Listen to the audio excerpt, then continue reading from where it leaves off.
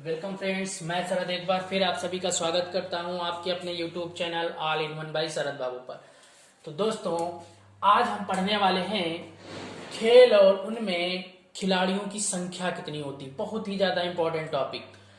इससे पिछली वीडियो वाले में हमने पढ़ा था देशों और उनके उपनाम, उससे पीछे हमने पढ़ा था शहरों और उनके उपनाम, और उसी को आगे बढ़ाते हुए स्टैटिक जीके के पार्ट को हम आज पढ़ने वाले हैं खेल और उनमें खिलाड़ियों की संख्या। तो दोस्तों, उम्मीद करता हूं कि आपको मेरी पिछली वीडियो से कुछ सीखने को मिला होगा। अगर आपको उनसे कुछ भी सीखने को मिला है तो कृपया उनको आगे बढ़ाएं और शेयर करें और मेरे चैनल को सब्सक्राइब करें और मेरे साथ बने रहें ताकि हम आपके लिए कुछ नया कर पाए। चलिए हम बिना देरी के स्टार्ट करते हैं। बड़े ही आराम से इस टॉपिक को देखिएगा। बहुत ही छोटा टॉपिक है, लेकिन अगर आपने एग्जाम दिया होगा तो आपको यहाँ से 1 या 2 नंबर का क्वेश्चन देखने को कभी ना कभी मिला जरूर होगा।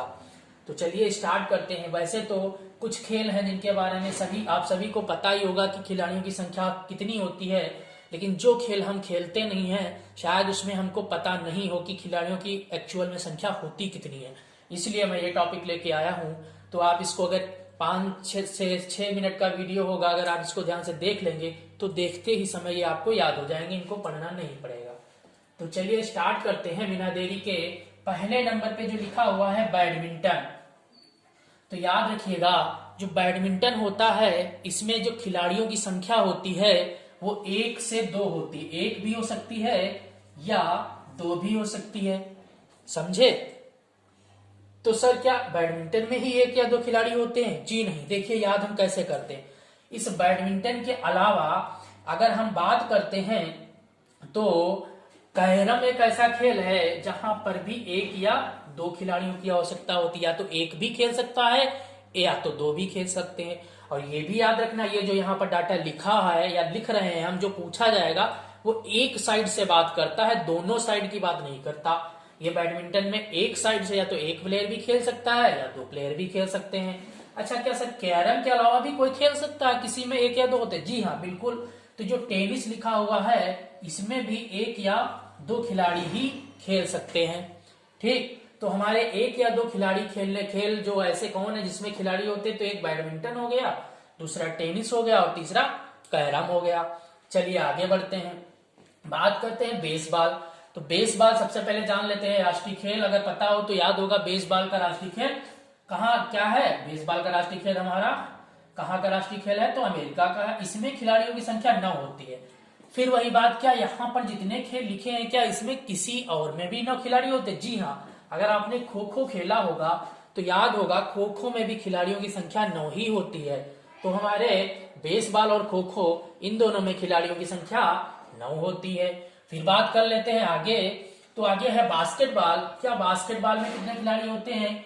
तो याद रखिएगा, बास्केटबॉल में खिलाड़ियों की संख्या होती है 5। ठीक, चलिए आगे बढ़ते हैं। तो जो ब्रिज होता है, इस ब्रिज में कितने खिलाड़ी होते हैं? तो याद रखिएगा, ब्रिज में खिलाड़ी होते हैं 1।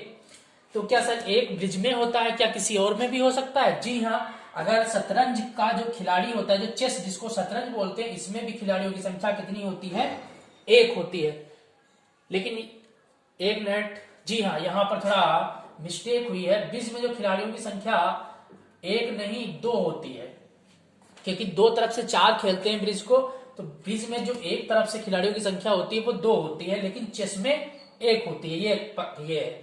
अब ये यहाँ पर जो स्कॉटलैंड का जो खेल है वो है रग्बी फुटबॉल। तो याद रखिएगा, जो रग्बी फुटबॉल है इसमें खिलाड़ियों की संख्या सबसे ज्यादा होती है। सबसे ज्यादा मतलब 15। इसमें खिलाड़ियों की संख्या 15 होती है और किसी में खिलाड़ियों की संख्या 15 नहीं होती।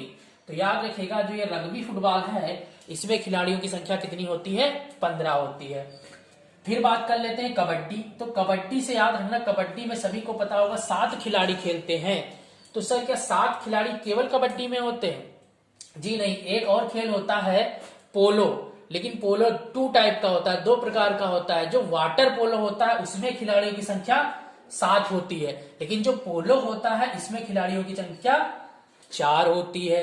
इस पोलो से कुछ याद कीजिए, कौन सा ऐसा दिल्ली सल्तनत का शासक था जो पोलो खेलते हुए, या चौगान इसको बोलते हैं, खेलते हुए घोड़े से गिरा था और मर गया था? तो कुछ याद आया? जी हाँ, कुतुबुद्दीन ऐबक। तो याद रखिएगा, कुतुबुद्दीन ऐबक एक ऐसा शासक था जो चौगान खेलते वक्त घोड़े से गिर गया था। अब बात करते हैं वॉलीबॉल की। तो जो हमारा जो वॉलीबॉल होता है उसमें खिलाड़ियों की संख्या सर कितनी होती है, कोई बताएगा? जी चलिए, वॉलीबॉल के अलावा अगर हम हॉकी और क्रिकेट और फुटबॉल की बात कर लेते हैं तो इन तीनों में से खिलाड़ियों की संख्या 11 होती है। बहुत ही बढ़िया। आप लोगों को पता ही होगा कि क्रिकेट में तो सभी को पता है 11 होते हैं, फुटबॉल में और हॉकी में भी 11 ही होते हैं, तो ये याद रखिएगा।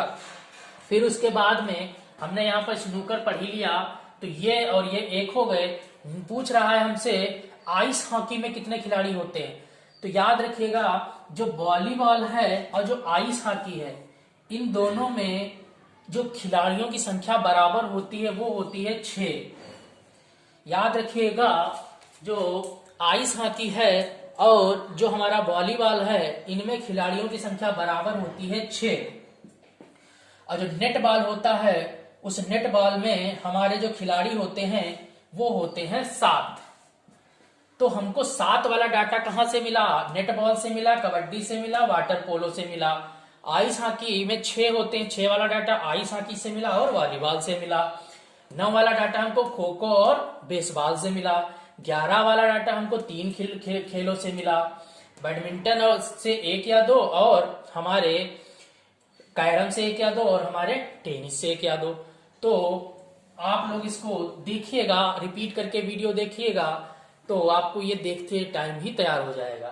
तो चलिए, उम्मीद करते हैं वीडियो अच्छा लगा होगा। मिलते हैं अपने नेक्स्ट वीडियो में एक नए टॉपिक के साथ। तब तक के लिए मेरे वीडियो को एंजॉय कीजिए। वीडियो देखने के लिए धन्यवाद।